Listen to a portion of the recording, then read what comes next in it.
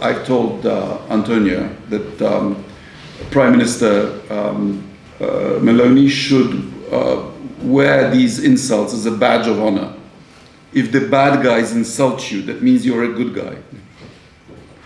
But it's also quite amusing, because you know who's done it. A guy called Solovyov.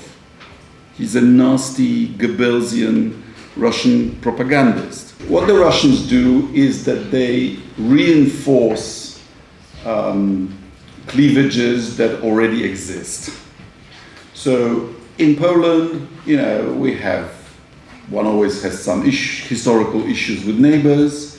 So the Russians magnify historical grievances that Poland has with Germany and with Ukraine.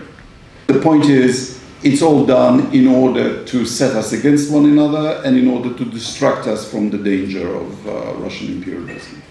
What they want to do is to persuade you that everybody else is as bad as they are, and to set you against your allies and your own compatriots. And that's enough for them. And they want you to destroy the European Union from within, through the political process of your own country. Because, think about it, each European country, even Italy, even Germany, by comparison with Russia, is small.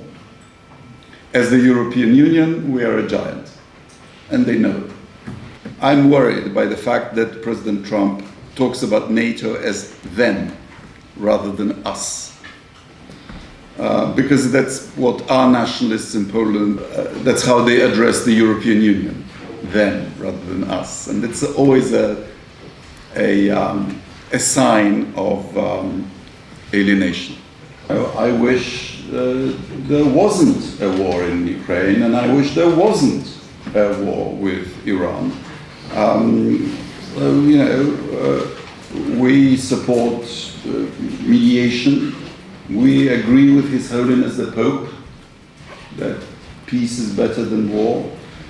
Once a head of state publicly lies, these are not my men in Crimea, I have absolutely no intention of invading Ukraine, then how can you have normal dealings with such a person? So we need to deter Putin from invading anybody else, and we need to re-establish the principle arrived at after 2 bloody world wars that you may not change borders in Europe by force.